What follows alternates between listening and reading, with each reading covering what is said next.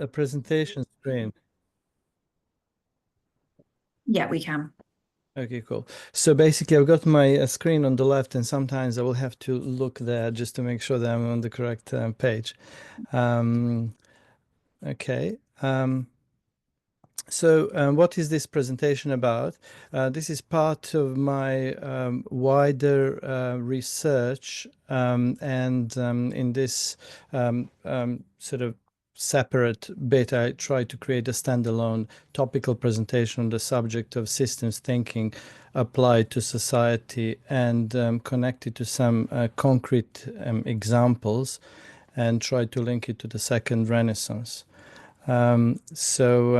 This ties up a little bit with sense making in general and some of the blind spots. And then I'll dig into one of the blind spots and introduce this idea about interface versus implementation analogy that can help us uncover systemic corruptions or incoherences in the system. And then I'll talk about what's needed to effectively progress from awareness of something wrong to systemic change. So it is a bit about mystification. It's about sense making, emotional response without structure, systems thinking, and creating tension. So I'm just going to start with some examples. So let's imagine a familiar scenario. A company has come under fire for its bad customer services. And customers are complaining that they can't get the money back for the goods that hasn't been delivered. So there is a little bit of a scandal around it with articles written in the newspapers. And the CEO in the damage limitation exercise decides to give an interview to a TV station.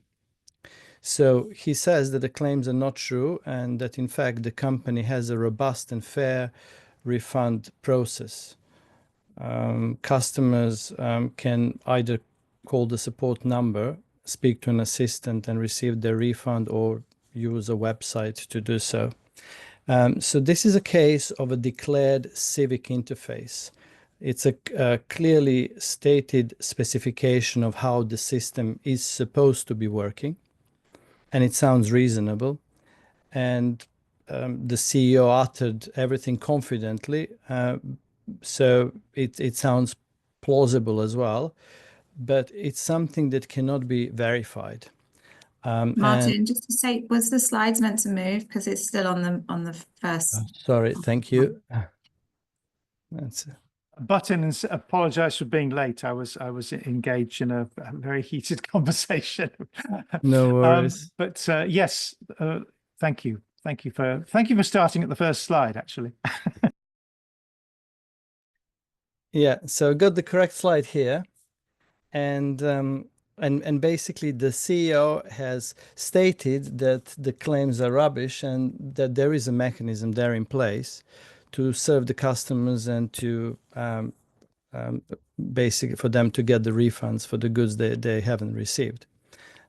So there is no way of testing that, but we can imagine this fictional scenario, and that is something that we all might have come across.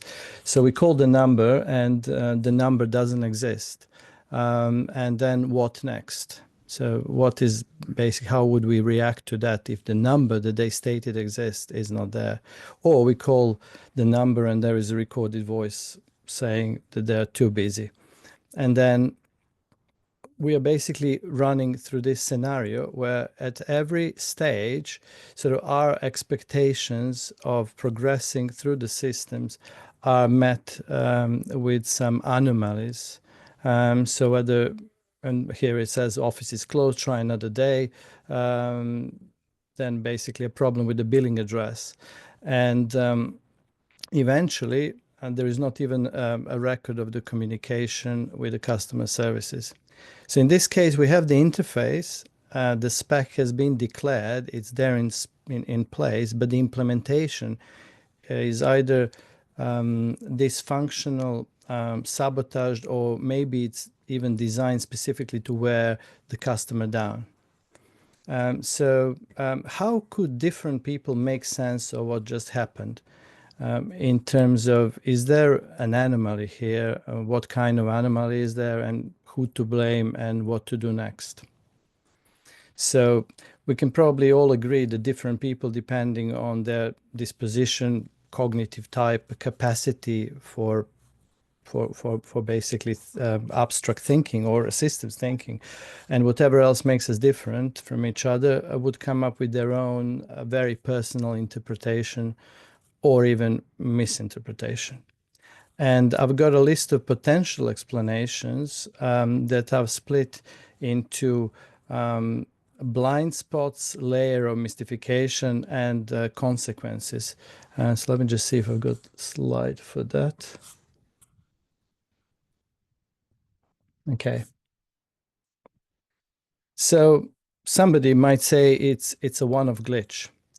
And the blind spot here is stochastic framing. All these blind spots are not actually official names of blind spot. They're kind of like coined in order to make sense, but I don't know if they've been identified or not, but they came out as a part of my research.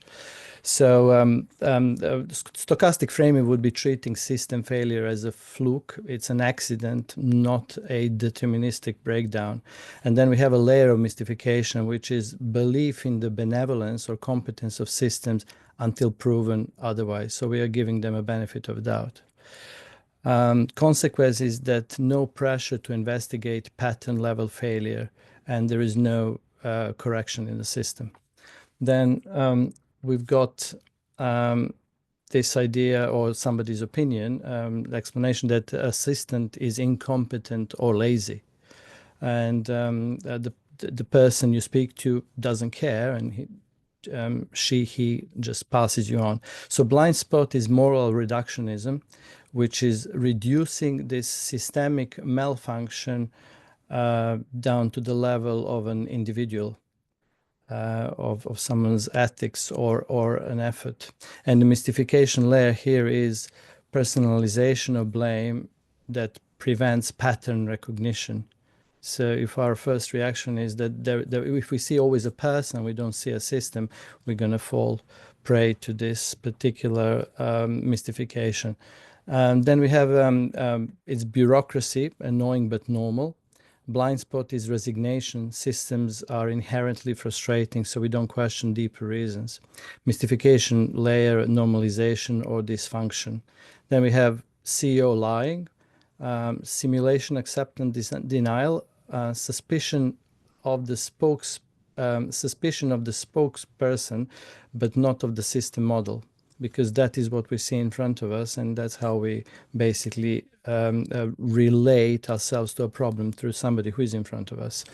And mystification layer, thinking the fix is a better CEO, not a better execution path. And or you might have this one, which is we need more regulation, which often comes up as well. Basically faith that it's actually something that can be simply fixed by introducing tighter rules or external constraints, rather than finding out what are the incentives and what are the powers that basically keep this system in place the way it is. Mystification layer, belief that policy statements ensure implementation. Let me just see if I've got the next one. Okay. So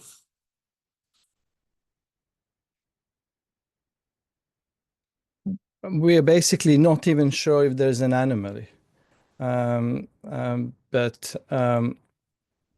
But you can basically, some people can see the system claims to be deterministic, but is functionally non-deterministic. So that might be one way of looking at what's happened. And also there is no built-in testing mechanism to verify the path from interface to implementation. And this system's failure cannot be proven by us. It needs an expert who can get into the system to basically prove that there is disconnect between the interface and the implementation. And then we have these layers of obfuscation, which I've listed here, and I probably don't need to go into them. But basically, declared interface. There is a refund process, but it's not. It doesn't work. And then media amplification. CEO comes up as somebody who is quoted and interviewed as a person of credibility. So it's assumed that what they're saying is true. User experience mismatch is an interesting one because every customer might experience different things. Some customers might get a refund. Some customers, to different extent, will experience this resistance in the system. So there is no. It's not possible to uniformly come to a certain pattern of recognition of failure. Systemic invisibility means that there is no. There are no logs. There is no record of communication. No traceability. Should the system decide to obfuscate those. So, I mean, and the rest of it. So probably better if I continue. And then we have. Let me just see what's the next one. Okay, so I'm just going to jump on another example, and then I'll be done with those. So every day in central London, mass robbers on electric bikes steal mobile phones, and they, with pretty much with impunity, attack in broad daylight in the strictest center, and you know, it's often said that London is one of the most surveilled cities on the planet. So I actually went last Sunday to a conference at the UCL, and after the lectures, we all went to a social event at a local pub.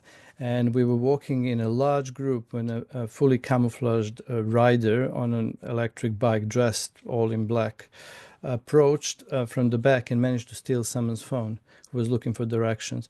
And that same person proceeded to snatch some more phones down the same street, literally like a serial attack, with 3 or 4 phones being stolen.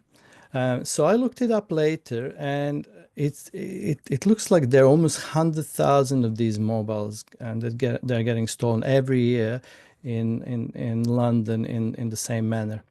And back to the interfaces, the public is told that the safety is a priority, that the police has the tool and training to protect citizens, and that the crime will be deterred and punished.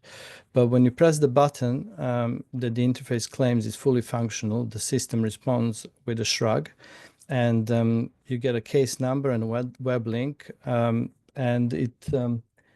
it looks like what I've pasted here. Basically, what they do is they reroute responsibility to the victims or to the public by giving you this advice how to keep safe. You should walk differently, or grip your phone tighter, avoid certain streets, lock your phone, or buy insurance. And also they advise you not to fight back. So this is not lack of ability, it's actually a misalignment of priorities, because the very same government claims that it can triangulate a terrorist in a cave in some remote place and intercept encrypted messages, launch drone strikes, and even predict like whether people will be radicalized using the AI. But they seem powerless against a teenager on an e-bike with a hoodie. So this is a contradiction, and contradictions are not just curious and accidental. They're really diagnostics. They're signs that the system is lying about its capabilities or its intention. And somewhere between this interface of stated intentionality and implementation integrity has failed. So let me just see what's next. Okay. So it's an interesting thing to think about the sequence of events that people might experience in this case. At first, there is a surprise because the brain doesn't predict that you would be attacked or something would be stolen from you. Then you have a fear that your personal safety suddenly feels negotiable, and the vulnerability becomes an issue, and you're really overwhelmed with a large number of micro decisions, which pose themselves in as little decision tree, like should I run or should I call the police? Should I try to take the phone back? Do I cancel my cards? And then we have a layer 2, which is basically the feeling of anger and narrative formation. And the emotions are really searching for direction, because there is huge amount of vagueness. It's almost kind of like a cognitive turmoil, or information overload. And you begin constructing cause and blame, asking yourself where were the police, or why is this happening in broad daylight? What kind of society would allow this to go on? And then we have a default narrative, which would be, this is just an individual or youth crime. Victim blaming is often comes up as you should be more careful with your phone. And these are all like real things. Like when I talk to people and bring this up, they would actually give me these answers. And there is no particular pattern or rule in which this might happen. So this is really the way that people process this very same information. Just in different cases, they come up with different things. And then we have here in layer 3 systemic blind spot. Basically, when we zoom out, this wasn't random. It wasn't just bad luck. It's part of the pattern. And then you may start noticing this as a systemic failure. The police know it happens. It's been going on for years now. Insurance companies adjust policies to make claims harder. Phone manufacturers remain quiet. So there is a kind of long list of blind spots here, or how you can go and unravel this tree of corruptive events. And then from this event we go to systems thinking, where we can think like a systems designer and say this is not a bug, it's a feature. Systems may be designed with strategic opacity, or there may be budget constraints, distributed unaccountability. No one is responsible because everyone is partially responsible. So there's a lot of stuff that comes under this. And finally, there is emotional coherence, which and political clarity. And most people don't stay in the diagnostic layer. The systems ensures that emotions flare, but they don't connect to structure. So most people remain at this level. And when I spoke to people after this event and I asked them like, so what do you think about this? And I say, well, I'll be more careful next time. Or somebody said like, I'm going to run after the thief. So it's just kind of everything is reactive rather than strategic, because it really doesn't land properly what's happened. There's huge amount of mystification about it. Having covered that, I'm going to introduce emotional incoherence blind spot.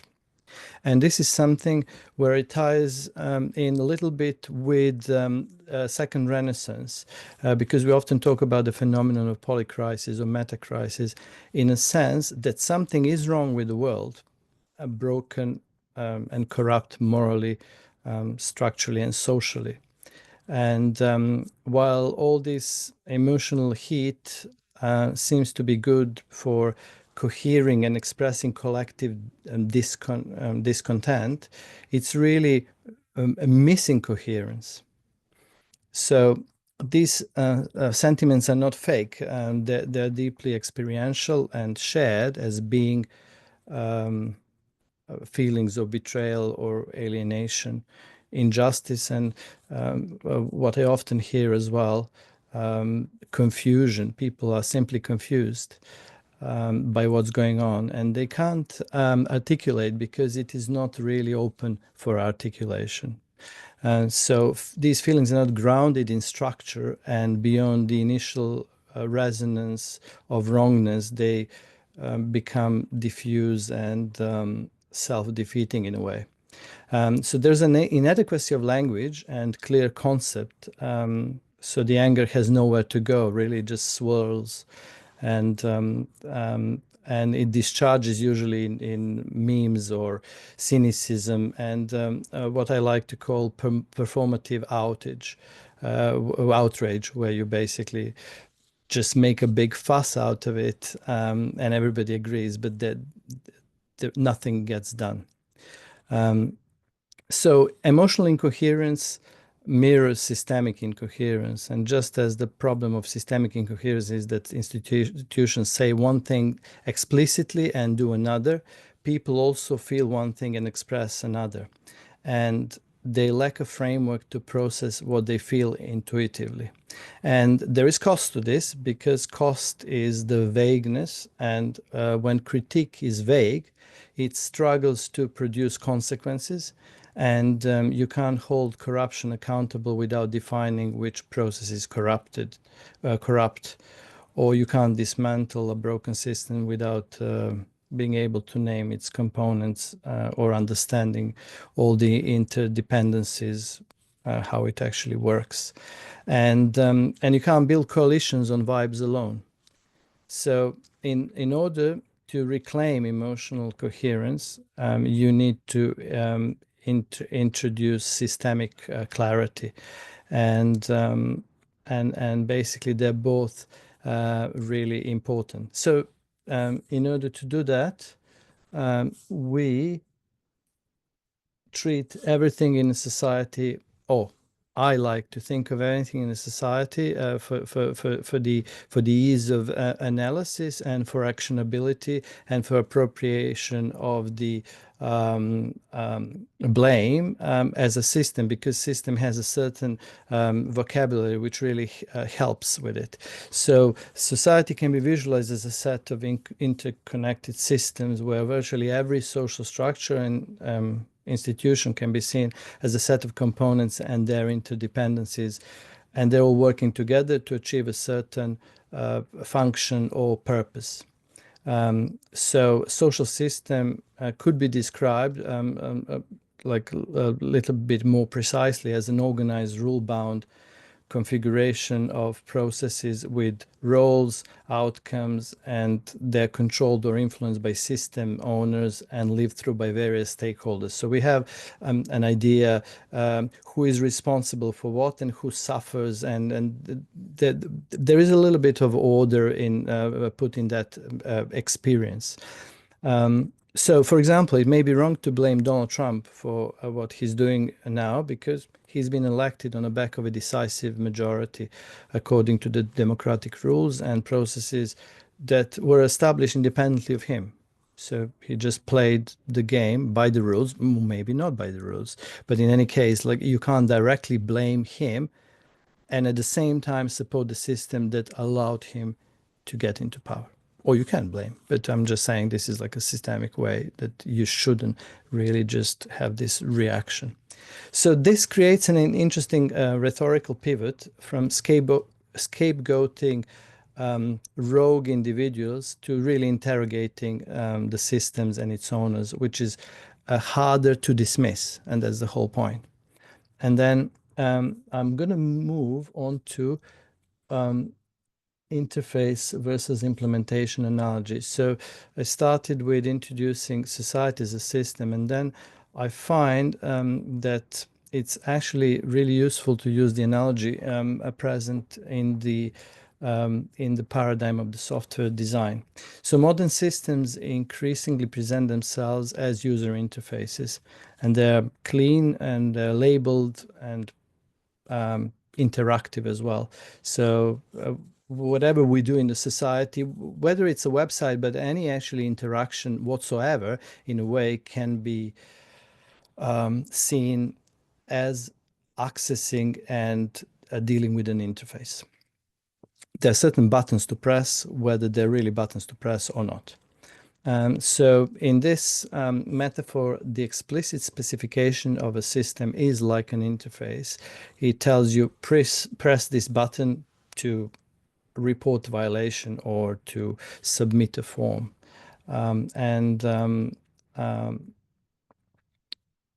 There is also something called implicit specification, which actually is what the system does.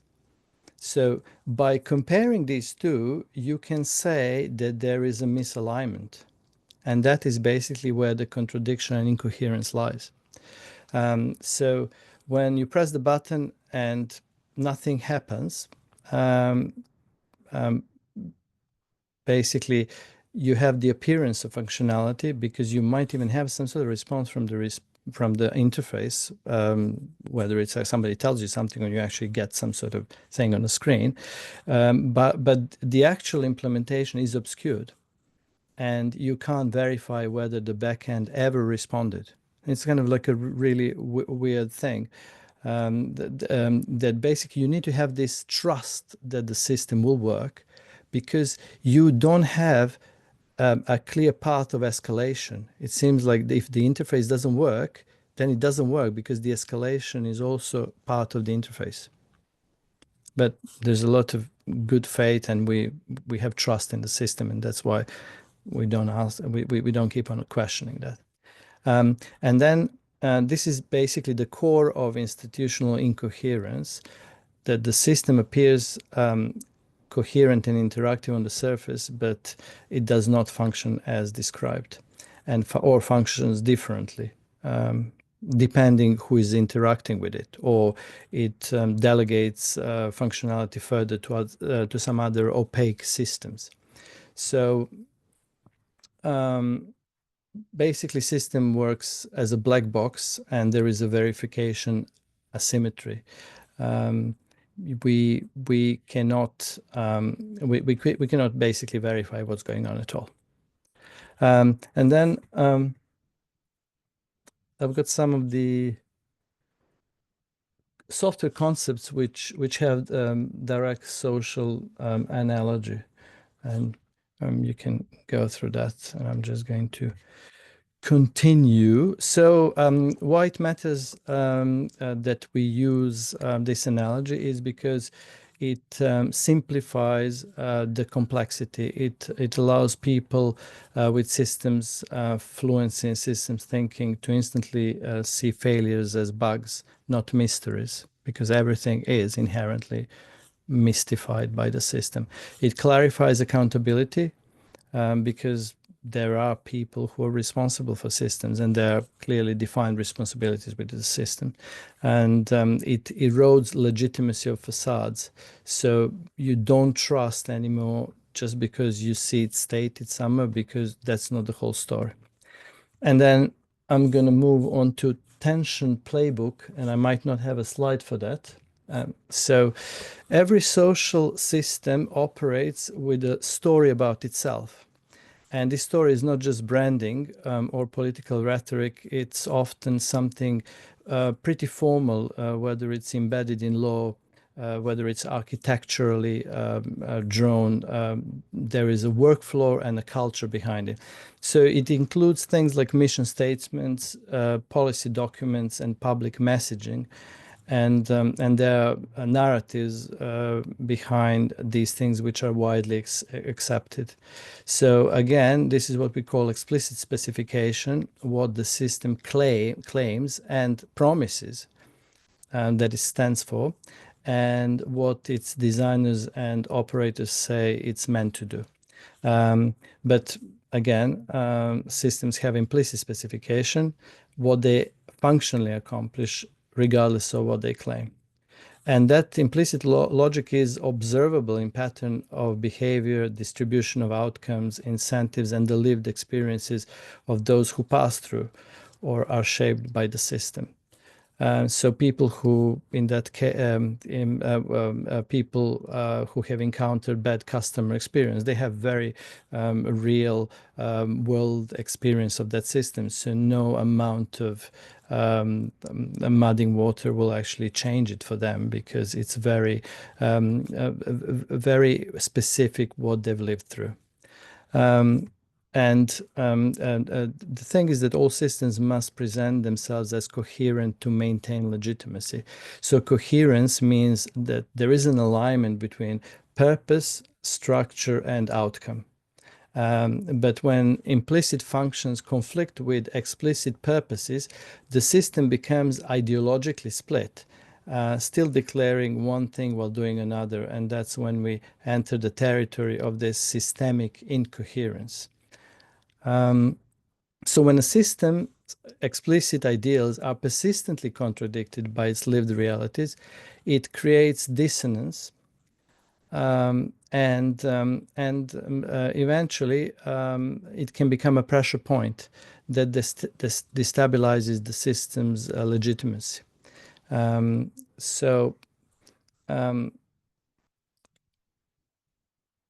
me just see if I've got something after this. So I've got this idea of spec drift dialogues, which is a tool that would, or a process that would allow people to surface these incoherences. And it's a scenario-based inquiry tool, and it poses hypothetical situations to key stakeholders, which might be politicians, lawyers, economists, and philosophers, and then compare their interpretations against the system's stated intent and executional reality. So it can help us reveal where assumptions break, where system behavior contradicts intent, and where stakeholders' answers start to diverge. So we have stated system claim, hypothetical case, stakeholder inquiry panel, and execution tree comparison. Another example, we have stated system claim that cycling is prohibited in this park to ensure that pedestrians are safe and preserve a peaceful environment. And then hypothetical case scenario is you're walking through the park and a cyclist suddenly whizzes past you at speed, swerving between pedestrians, and you're startled, you have a child or a dog and pull it out of the way, and you point at the sign which clearly says no cycling, and the cyclist shouts back, it's free country, and keeps going. So you report the incident to a nearby park warden, and he says, we're not really allowed to stop them, there's too many of them, we can't chase them. And you contact the police, and they log it, but that's not their priority. And days later, you return to the park and cyclists are still speeding through. And then when we give this scenario with the initial stated claim to different people to have a little bit of an inquiry panel, we're going to ask the lawyer, is this rule enforceable? What mechanisms exist to uphold it? And he might say that there is no enforcement protocol tied to it. And so this prohibition is procedurally hollow. Politician might say that the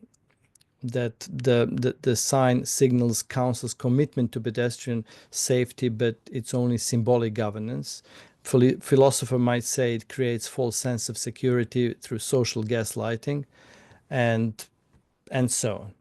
So basically, we don't have these execution trees, decision trees, which is almost kind of like user manuals for people in the society to have to know what to do in order to navigate the complexities of the society.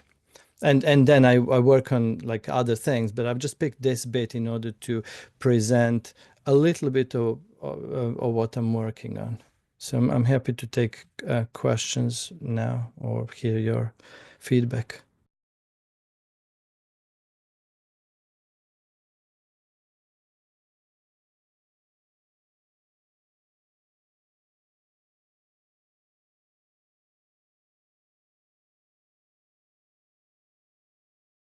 I just want to say, start by saying, wow, lovely, brilliant. I mean, yes, go for it.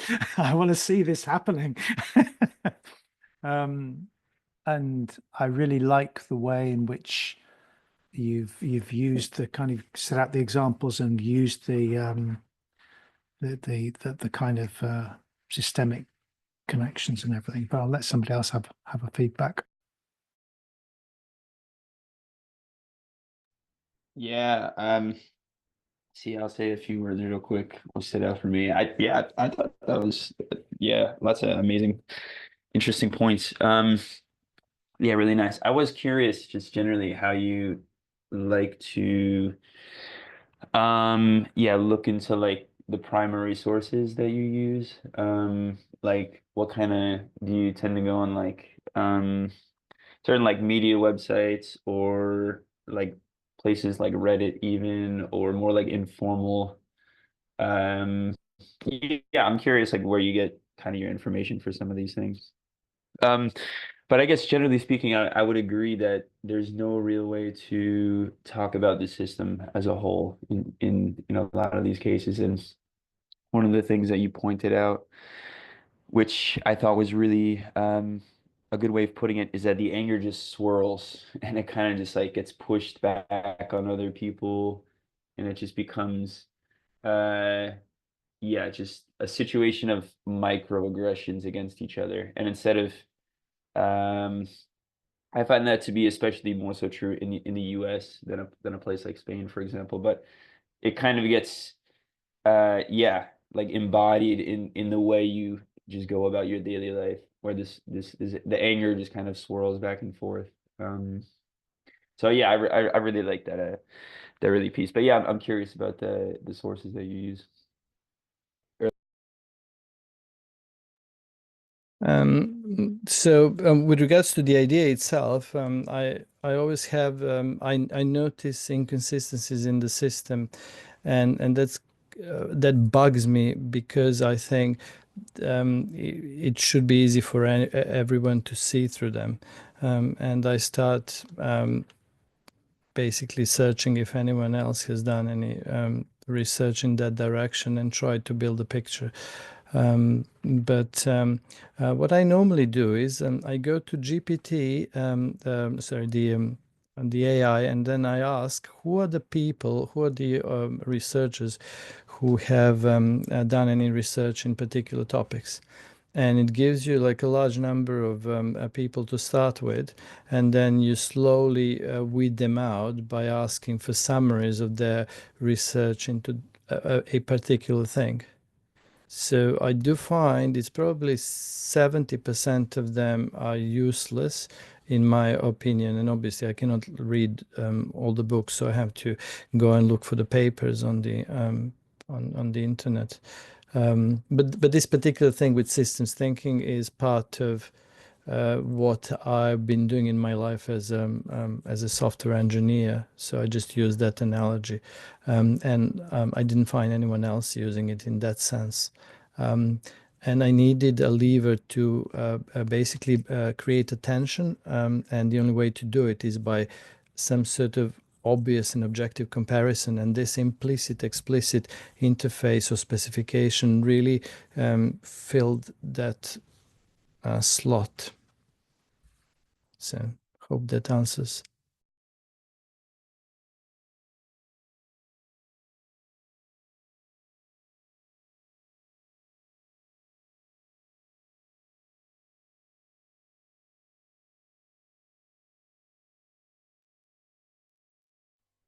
Yeah, I just noted, I mean, I have a friend that does VSM and he is always talking about VSM all the time. And, I think some of these things could well be usefully analyzed in those terms. And the other thing that comes to me, I'm not a software engineer.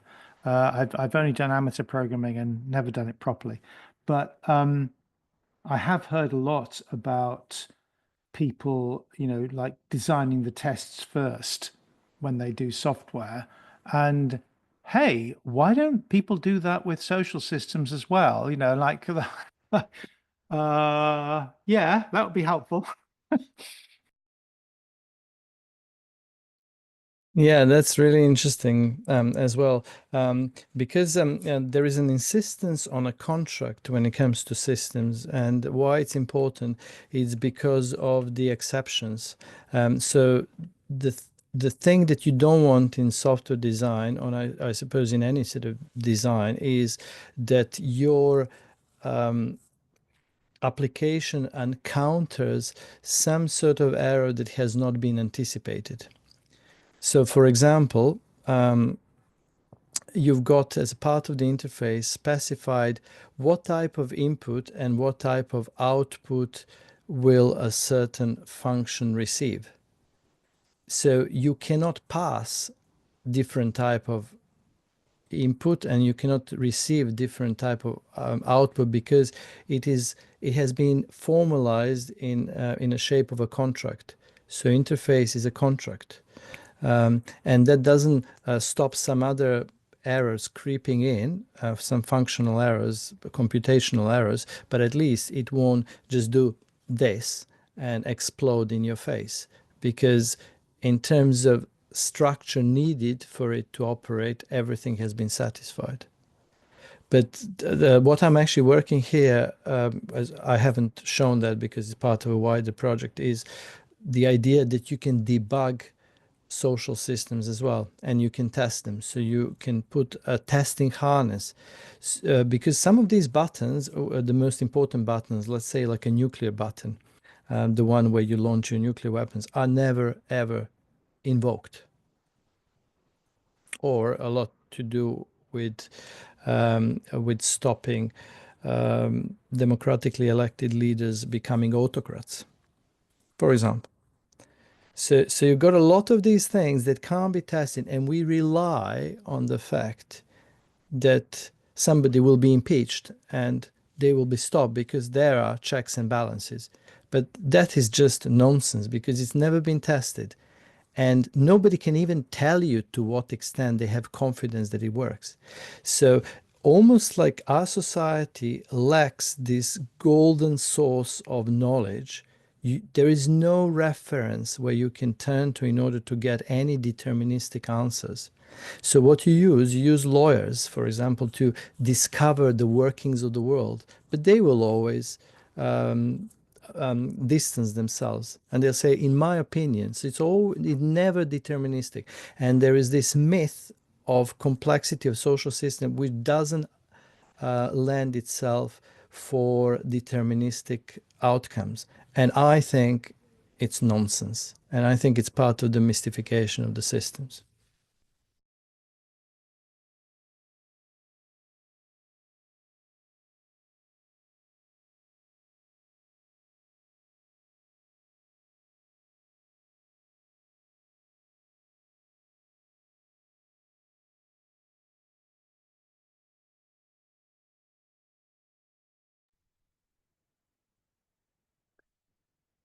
Yeah, I guess I just wanted to add that it seems like more people are kind of like waking up also to the idea that there's more of like yeah, bugs at like a more fundamental level, I guess. Um Sorry, I just want to check the chat really quick. But yeah, it seems like there's more people that are kind of at least from what I've seen online and even, including like social media feeds that that I frequent. There's a bit more of like a sense that there's these, yeah, foundational bugs, I guess. But it still feels like so much of it comes down to like dialogue and how it's discussed. It feels like social media is kind of just a a way to have that anger just or frustration, I think, keep swirling. So I think ways to talk about it is really, really important. So I like the framing. But it still kind of just it feels so hard to to do these things, to talk about them in a more meaningful way. Whatever the quote unquote system is. It seems, yeah, like for example, because if you're living in like a just a suburban US town and you kind of feel the frustration of your daily life and it's kind of really weighing down on you. It's kind of too, you don't even know where to start really. I feel like it's how do you make sense of it? Like how do you make sense of the whole? It feels impossible to make sense of the whole. So I don't know. I just think that's just a general situation of making sense of quote unquote the whole. Can I kind of Sorry, go ahead, Martin. No, I was just going to say, Matthew, if you remember, like Bourdieu was also struggling with that problem, and he came up with the idea or notion that we need a philosopher king, because regardless of your intelligence or your qualifications, most people cannot handle it, this complexity and mystification in a satisfactory way. And he reckons it's a specific type of capacity, and maybe we need to be schooling, we need to be creating this class of people who would be able to make sense of it. And I think philosopher king, obviously, it's an idealistic notion, but I think it's probably appropriate concept. Interesting. I mean, I wanted to bring in the issue of predictability as a complex issue, because, you know, obviously being fully aware that the more complex the system is, that it tends to go out of predictability, but at the same time that people for their daily lives rely on quite a large amount of predictability, and when there's not enough predictability there, well, you know, people can freak out and just not function. And so I feel there's always this sort of tension between how complex can we make the system to be without exceeding, that's almost like a donut model again, without exceeding the bounds of human manageability in terms of predictability, in terms of understandability, in terms of transparency, and lots of the things which you were talking about earlier. So I think I just wanted to kind of bring that up as a fundamental issue in complex society. I think that that it can go the other way. Actually, you can make systems much simpler, but at the same time you can't, because of the various limitations and restrictions you got. And I'm going to use a totally inappropriate example for this, and I'm not even sure whether it's accurate or not, but please forgive me, because I just want to amplify the idea of it. So let's say that in, I don't know, Saudi Arabia, if you steal something, they would chop your hand off. Like, you could theoretically not anymore, but yeah. No, but I'm just like literally theoretical, and I only said not defending. I have great reservations against what is being like the cultural shift, even the cultural shift that is happening in Saudi. It's but that's for another time. Yeah, continue, please. Yeah, so I was just going to say, basically, if you have like such a severe paradigm, you could, in a way, get rid of a lot of complexity around it. I'm not saying that's the right way. I'm just saying that theoretically, you don't have to go into increased complexity to cater for everything. You can actually reduce complexity to insist on people or institution, everything else, working in the spirit of the motivation and specification. So that is, again, like a paradigm shift, as opposed to enforcing. You make people think that they should work in the spirit of something.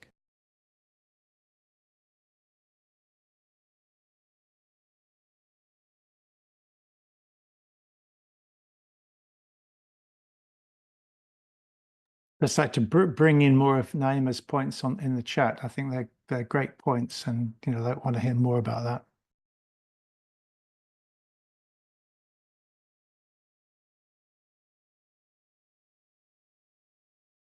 But I don't know if the example you have given like holds accuracy to complexity and simplifying of systems, since like the example you've given is not based on man-made input or like reaching conscious. It's Sharia law, which means like God said it, we executed. So it's not a simplification of the system, it's bypassing the whole system.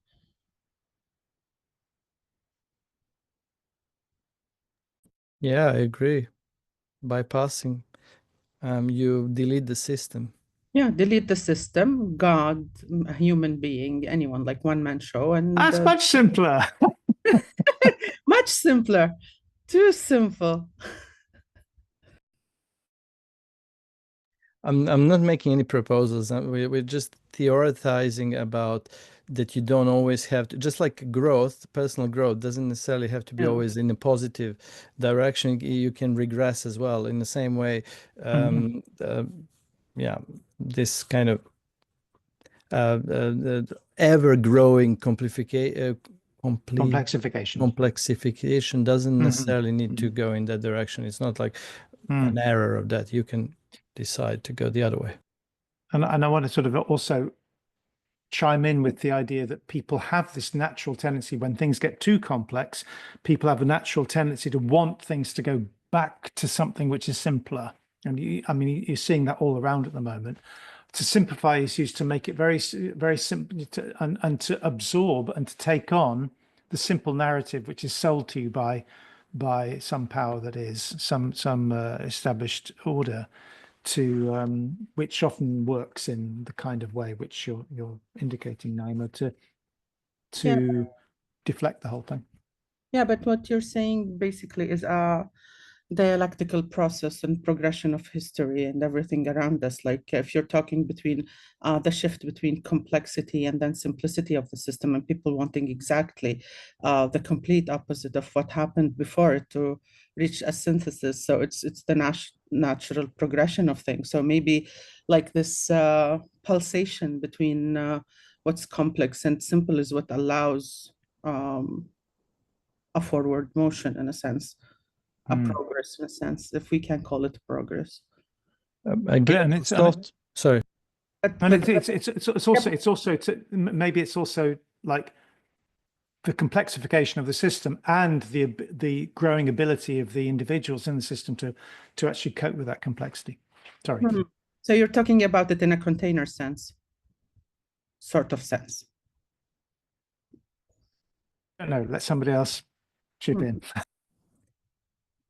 Yeah, and I just want to say that there also in software design there is something called code smell, and basically what happens is when you come across problems, you don't actually fix the core of the problem itself, but you create something to temporarily and in specific situations solve the outcome of bad code, and eventually you start you get used to making shortcuts rather than addressing, and then the whole structure becomes so rotten, and complexity, in my opinion, can also be, as over complexity can be a sign of the rot in the system.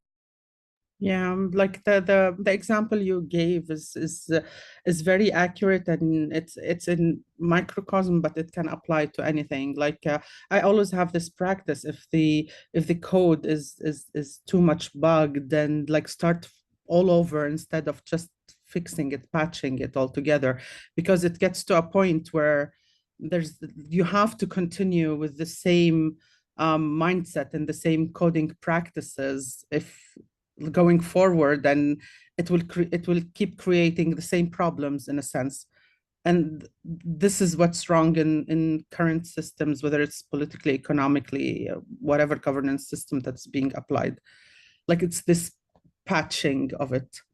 It's yeah. So I have a small point. I missed some bits because my internet was quite unstable, so I may have.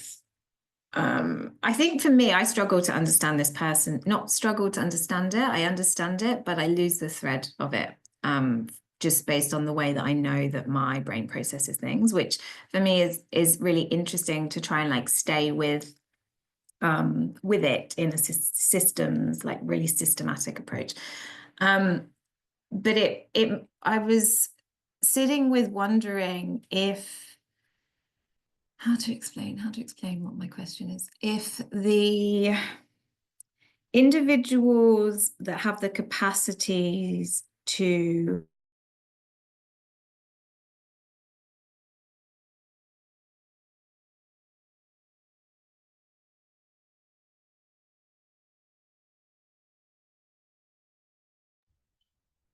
Lauren, can you hear us? Looks like Lauren's frozen. Frozen. Oh, I was just looking forward to that. Yeah, me too. Me too. Keeping us on edge.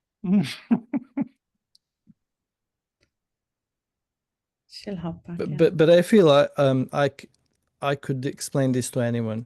I don't feel like this is some esoteric knowledge No. whatsoever. I think this is like I agree. really simple, but just you need to find the right angle to it approached. So.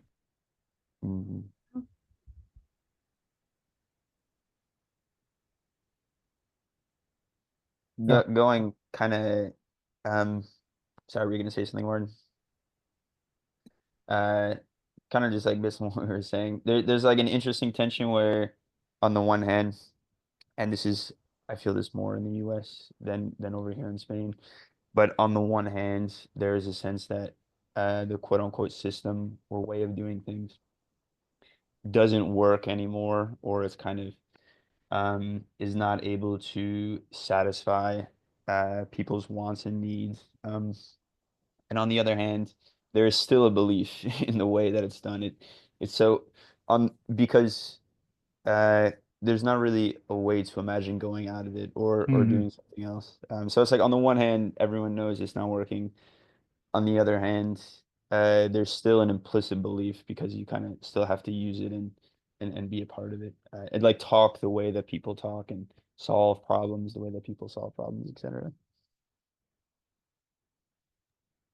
Yeah, I'd really like, or maybe it would be interesting to have a chat or talk about to analyze what Donald Trump is doing at the moment, because he's messing up with the system in unprecedented manner. He's literally taking apart the whole structure, and I believe that he or his advisors have a deep knowledge of how systems work, because he's not just taking heads off. He's really trying to completely restructure everything to suit his goals, and it's an interesting sociological experiment, but I have never heard anyone talking about that. I think Zizek talked about it. I'm trying to find like his yeah, I'll find it and I'll send it to you. Check. You're saying, Martin, that you think it is a deliberately carefully orchestrated thing and not just he's stupid. Right. Interesting. No, it seems to me that he's doing really clever stuff. Not him personally, but just the stuff that happens is incredibly smart, and he seems to be outwitting everyone, left, right, and center. At the moment, there's a window of opportunity for that, and in a year's time, people will have got used to his way of dismantling things. But at the moment, he's extremely effective at what he's doing, and we should really be scared, like most people are. But I think most people do not quite understand to what extent he's changing everything.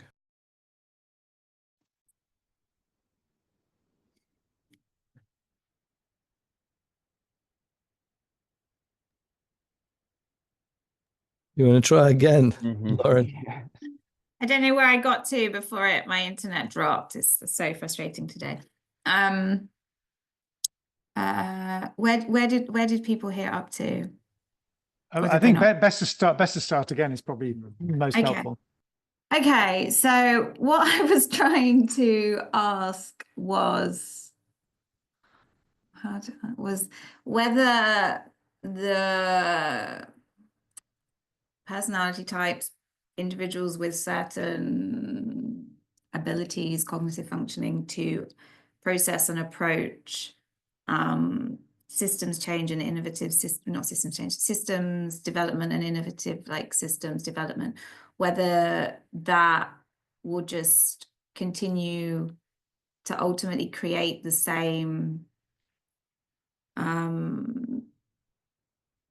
hiccups, problems based on the fact that the brain that is needed to construct something like that will not be able to integrate the other aspects that could be useful, and then like it's a question. I don't know if I'm really wording this very well. Sorry, I got completely thrown. But like, are we stuck in a bind, I guess, is kind of what I'm asking, in the sense that we need the thinking of this type to function in this way, and does that somehow override, in essence, the other related aspects that we sense as needing to be integrated? And then another thought I had was just, if we were able to sort of approach it from this perspective, what then becomes innovative? Like, where does innovation move to? How does that sort of position itself? So yeah, they were kind of things that I was thinking. Well, it's a very difficult question, the one that you asked. I mean, it's a very good question, but it's not an easy one to answer. But basically, nothing can be off the table is what I would like to suggest. So, for example, I mentioned that we have Donald Trump and whatever we have, and we have these institutions, which is United Nations, or we have European Union. And there are these overarching institutions which are almost a part of our identity and what we stand for in terms of our values, etc., etc. But we can't be wedded to these rigid structures because they have almost outstayed their usability, and we must change because they're not fit for purpose anymore, for example, or they're so corrupt that they need to be dismantled. There's a lot of stuff going on in the world, and I always imagine things like trains.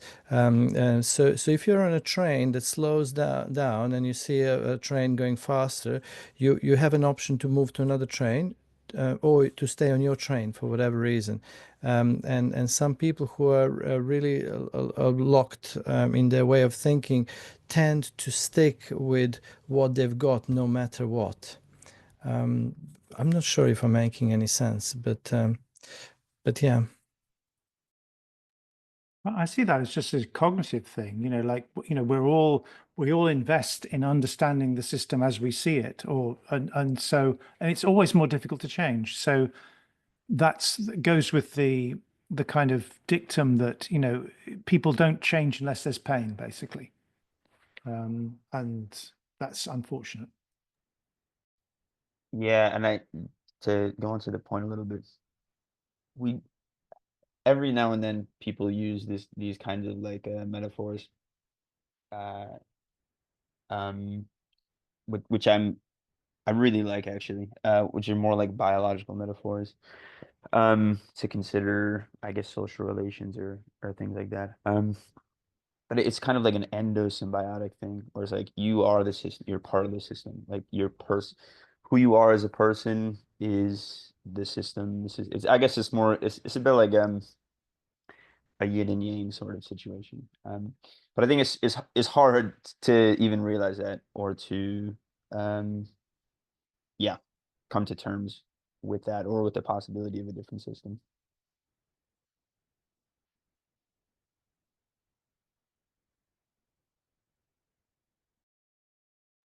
Yeah, Lauren, maybe if you post some of your question, because I'd like to kind of think about it. It seems like a complex question that maybe has some sort of useful answer. So I can post it in the forum. Yeah, can we have a forum on today's session? That would be really interesting. A forum topic on this session would be great. Yeah, I can publish the call, and then when it's live, I'll link it into the forum topic as well, Cool. so people can reference it. Nice. I mean, I keep on coming back to the human information processing side of this, because that's where I've thought most, and which I think in recent years has included the psychological as well as the sort of like logical, and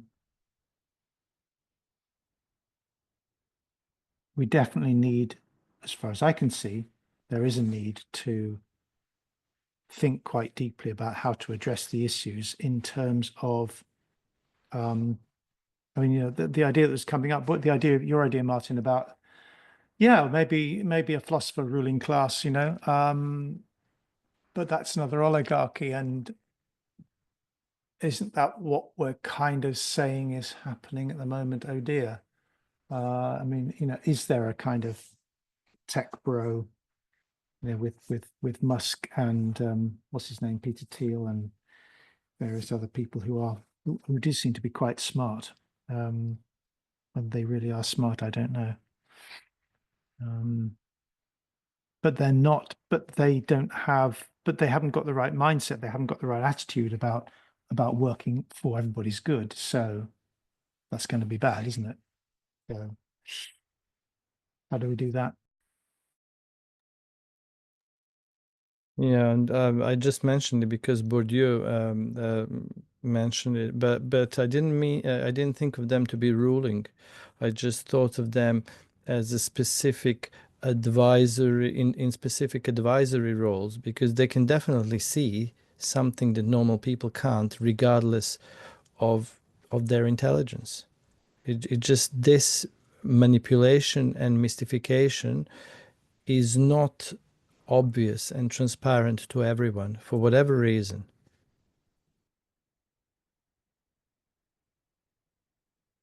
I sense as well, and maybe this is like a limiting belief or something, but that ability to sense into that level of complexity would often come at a cost of something else. Like, to be really, you know, even if you look at it from, well, the way I am considering it, if I want to be an amazing athlete, that's world champion level, that's likely to come at a cost of a solid social life, or an ability to enjoy most foods and drinks that other people come at. So I'm just wondering if there's also this an offset in that sense that isn't changeable without a loss in some way. I'm not sure. What if it's intuitive skill? And I believe actually it is.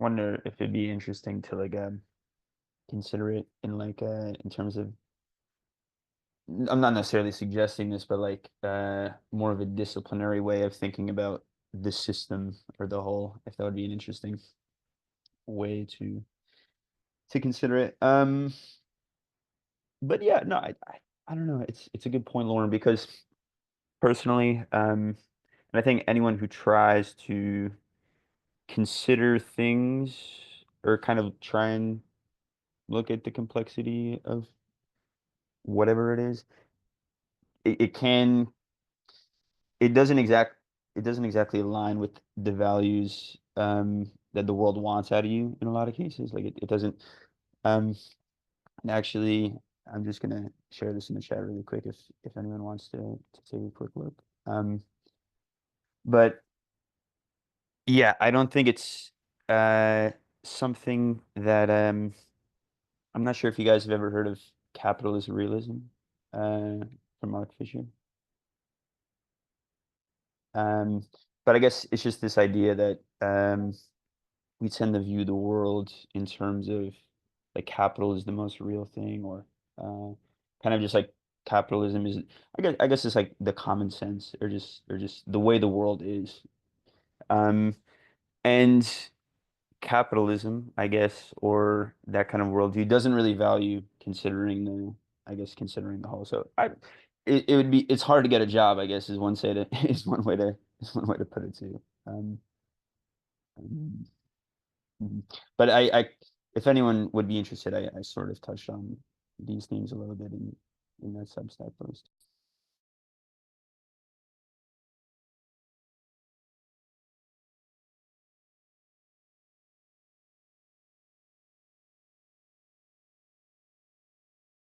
Just on Naima's, just a word in what Naima just shared around the first sentence. I'll just say it so that on the recording it's useful. So Trump deconstructs a system through chaos and ego, and there's more to it than that for everyone else. But it brings me back to the quote that, like, you have to have chaos to birth a star.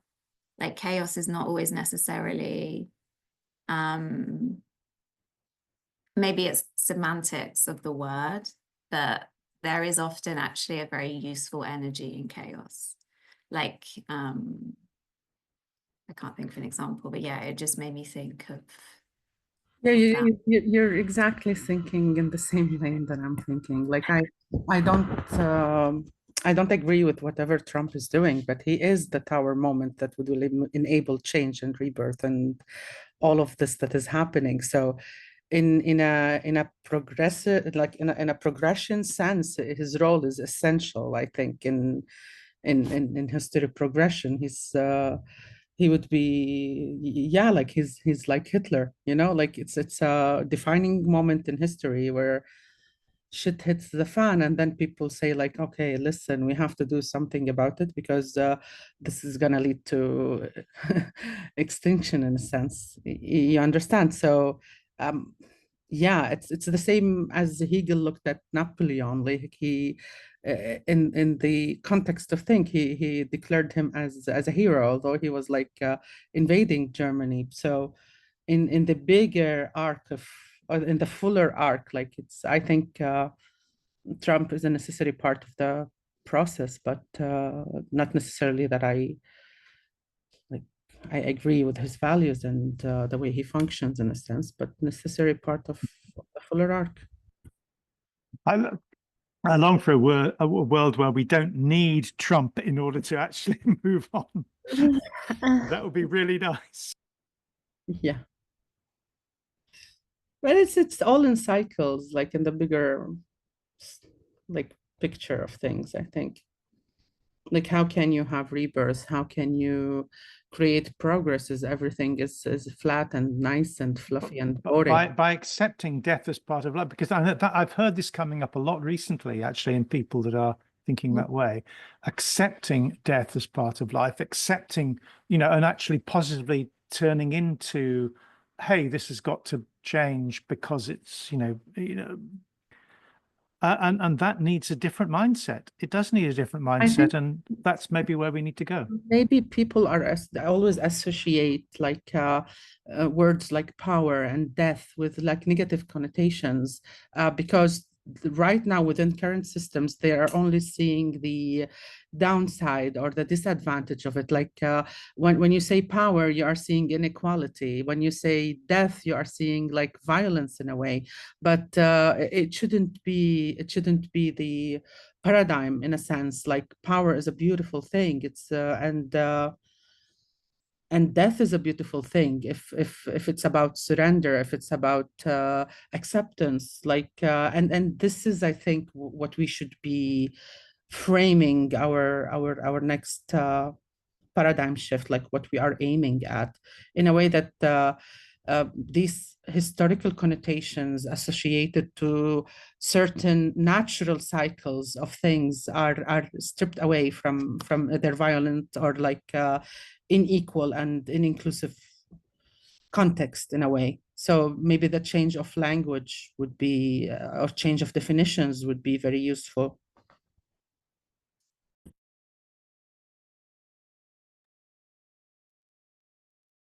I also think that we need some disruption always, in the sense that I think that it would be very ironically very disruptive to humanity for there to be this kind of level of peace. My personal perspective, like a spiritual perspective, is that we come here to learn things. So if there was this sort of And I don't think we will get to like a true point of equilibrium. And I think that this drive and need and desire for like growth and improvement is the thing that pulls us towards missions and purpose, but is also not always helpful because of that pull. And equally, without it, we would automatically choose to become self-destructive by nature, based on the fact that I think on some really deep level, we are always playing with this idea that we will die. So we are always testing out and trying to, in some ways, see what that evokes in us through an everyday existence, which maybe I've gone off on a tangent from that. And I don't think it's a cognitive like choice.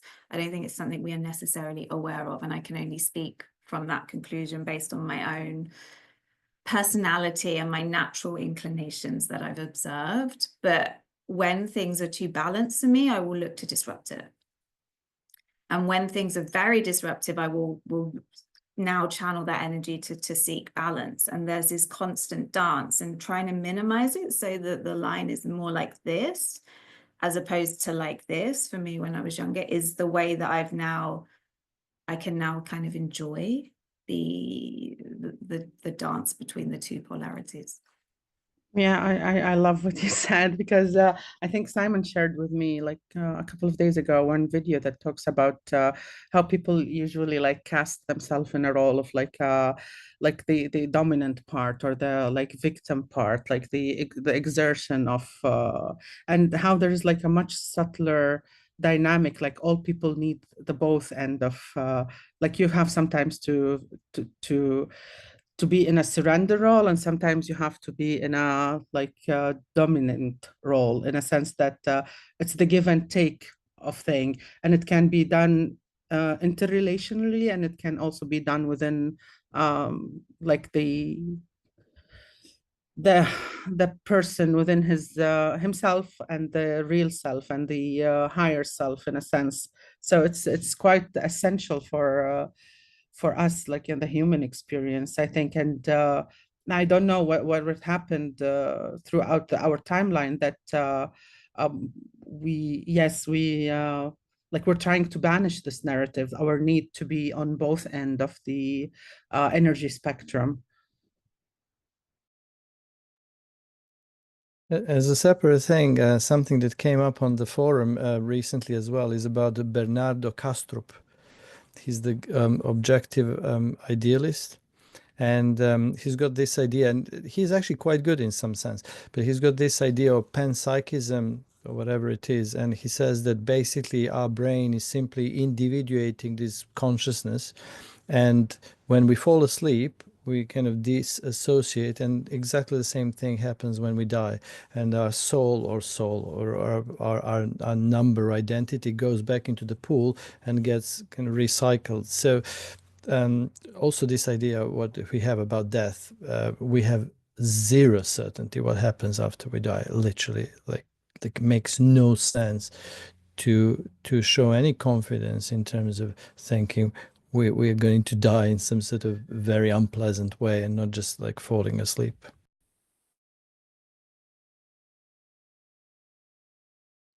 In relation to like some hypnotherapists that focus on regression, past life, but in between lives, there's been sort of a consistency of accounts in terms of the individuals that have been recorded for the research, like the way that a soul transitions from a physical body and back into source, so to speak, which is really interesting, like the sense of that and the disruption that some souls can have based on the perceived experience and things like that. And it's really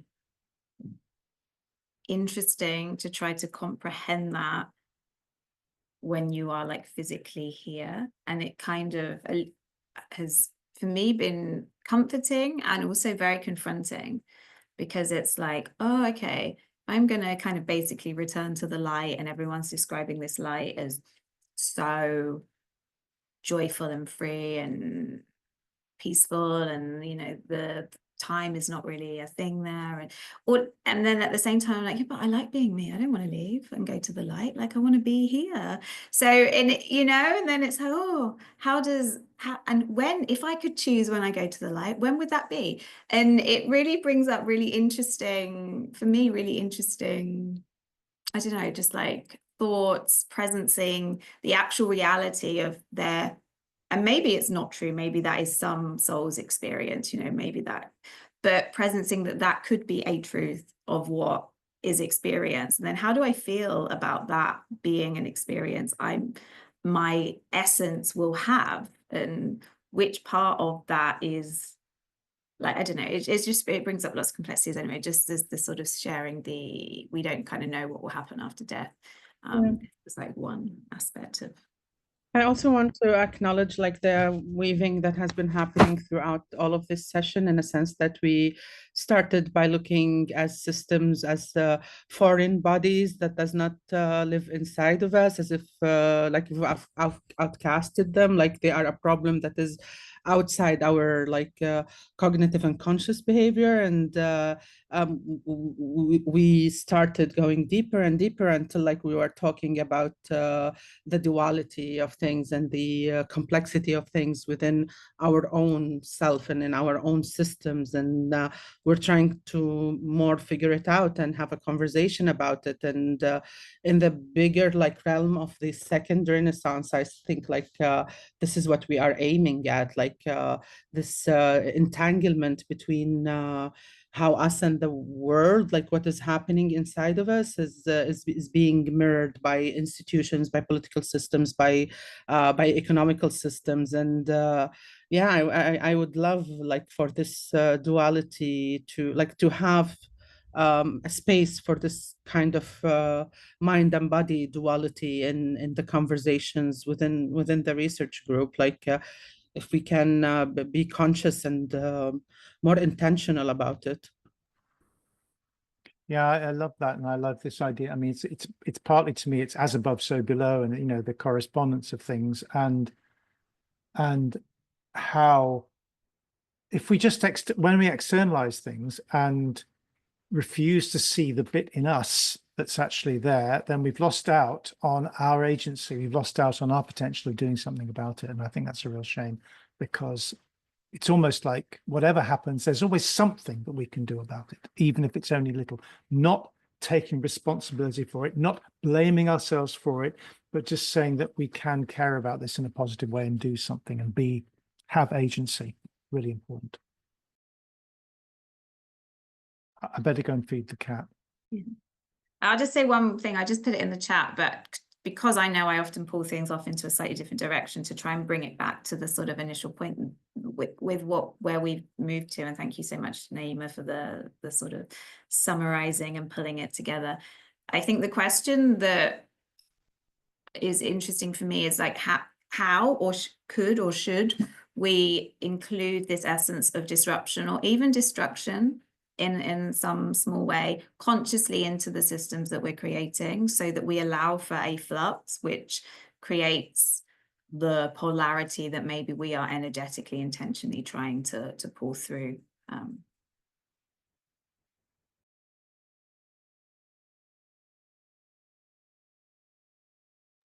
Yes. Your questions are really hard today. Mm-hmm. Like, I really can't think of how it just at the moment just beyond me. Welcome to my world, Martin. I think this is why I avoid like a lot of like structural systems related conversations, because my brain isn't able to sort of sit with it in that way. I support Lauren. Like most of the time, it's the case that yeah, some people, when they talk too much rationally and structurally, it's hard for everybody to embrace what they're talking. It's like gibberish. And if we can find a way to bridge that, like for people who go about knowledge in a different capacity and in a different pathway, that would be beautiful. And I'm not sure if it's related, but I just wanted to mention before going that, you know, what you were saying earlier, Naima, about systems like that seek their own preservation fundamentally, they're designed to preserve themselves. How do we design systems that are not designed to preserve themselves? That's a fascinating challenge. We'd love to engage with Maybe It's that. called corruption, systemic corruption. maybe we can have a session around it. Like not all sessions have to be about something that we know, but maybe some sessions have to be about things that like it would start with a question. Everybody Cool. will That's a have good their idea. own I like that idea. will Absolutely. have their own research, will have their own in their own like mindset of doing research. Like not everybody is obligated to go and find papers, but like some would go find papers, some would go like sense it, some would go like you know, and then we bring it all together and discuss. Like maybe this is what should the next session should be about. Like how do you create systems that are not innately corrupt or like progress towards corruption in a sense. Nice. Splendid. Good note to finish on. Thank you. Okay, if everyone's happy, we can end the meeting. Thank you very much, Martin. Thank you very much for listening. I think this one was one of the best flows in the research group since I started. I don't know before, but I felt the conversation flowing and the energy is flowing in a much better way than ever. Thank you, everyone. Yeah, it was nice. Good. See you guys. Yeah. See you. Enjoy the holiday if you have a break. And do get people to volunteer for next week, since I will probably be at VUB talking to Orion and people. Right. See you, everybody. Great. See you guys. Bye-bye.